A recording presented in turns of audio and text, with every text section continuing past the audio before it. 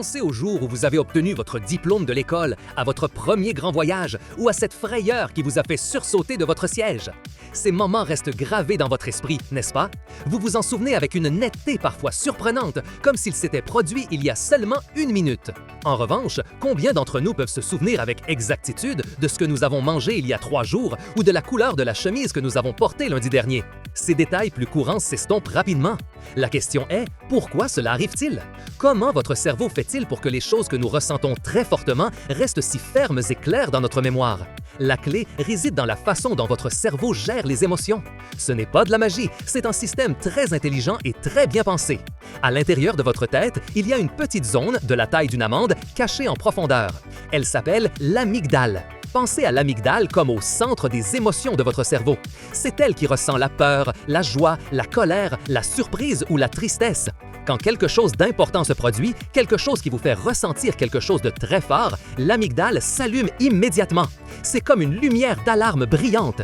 Son travail principal est de remarquer si ce qui se passe est bon, mauvais ou si cela requiert simplement toute votre attention spéciale. C'est comme un veilleur qui est toujours alerte, prêt à dire « Attention, ceci est significatif et ne peut être ignoré ». Mais l'amygdale, à elle seule, ne stocke pas les souvenirs. Elle ne s'occupe que de ressentir et de donner l'alerte émotionnelle. Alors, comment se fait-il que cette émotion si puissante, cette lumière d'alarme, se transforme en un souvenir qui reste collé pour toujours dans votre tête? Juste à côté de l'amygdale, très près, il y a une autre partie essentielle de votre cerveau. Elle s'appelle l'hippocampe. Imaginez l'hippocampe comme le rédacteur de souvenirs ou l'archiviste principal de votre cerveau. C'est lui qui prend toutes les expériences du quotidien et les transforme en de nouvelles mémoires. Normalement, l'hippocampe travaille sans arrêt. Il garde tout ce que vous vivez, où vous avez laissé vos clés, les noms que vous avez appris, ce que vous avez étudié pour un examen. Pensez à cela comme si l'hippocampe écrivait des notes rapides dans un cahier. La plupart de ces notes sont comme des brouillons, écrites au crayon léger. Elles sont faciles à effacer ou s'estompent petit à petit avec le temps. C'est pourquoi nous oublions tant de détails du quotidien.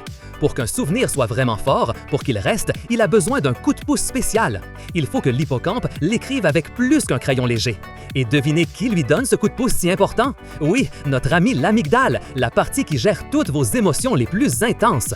Quand l'amygdale détecte une émotion très forte, elle ne reste pas silencieuse, pas du tout. Immédiatement, il envoie un signal super puissant, comme un cri phare ou une sirène, directement à l'hippocampe. C'est comme si l'amygdale disait à l'hippocampe de toutes ses forces « Hé, hippocampe, fais très attention, c'est une question de vie ou de mort, ou une joie immense, enregistre-le à l'encre indélébile !» Pour envoyer ce signal si urgent, ton cerveau utilise des chemins spéciaux. Ce sont comme des câbles directs qui connectent l'amygdale et l'hippocampe de manière incroyablement rapide. Ces chemins neuronaux sont comme des autoroutes exclusives pour les émotions fortes. Ils assurent que le message arrive sans prendre une seconde. Mais il y a plus. Quand tu ressens une émotion très intense, ton corps libère aussi des substances chimiques spéciales. Par exemple, si tu as peur, il libère de l'adrénaline. Pense à ces substances chimiques comme une colle supplémentaire très puissante pour les souvenirs. Ces substances chimiques voyagent jusqu'à l'hippocampe et donnent encore plus de force au signal de l'amygdale. Elles lui disent « Rends ce souvenir plus clair, plus lumineux, impossible à oublier ».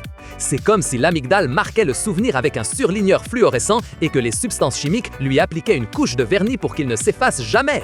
C'est pourquoi ces moments qui nous remplissent de peur, de joie, de colère, de tristesse ou de surprise s'impriment si bien dans notre tête. C'est un travail d'équipe très efficace. L'amygdale crie l'importance du moment. L'hippocampe, écoutant ce signal puissant et avec l'aide des substances chimiques spéciales, l'écrit en toutes lettres et y ajoute une photo en couleur.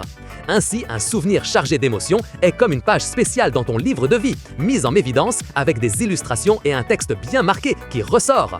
Les souvenirs sans émotion, en revanche, sont comme de simples notes au crayon qui s'estompent et se perdent parmi tant d'autres sans se démarquer. Ce système n'est pas un accident, c'est quelque chose d'incroyablement utile pour notre survie en tant qu'espèce. Il nous aide à apprendre des choses dangereuses pour les éviter à l'avenir et à nous souvenir des bonnes choses pour les rechercher de nouveau et les répéter. Tes émotions ne sont pas seulement des sentiments passagers, elles sont aussi l'encre spéciale et la colle que ton cerveau utilise pour écrire les souvenirs les plus importants et les plus durables de toute ta vie. Si tu as trouvé fascinant comment ton cerveau gère tes émotions et tes souvenirs les plus spéciaux, mets un j'aime à cette vidéo.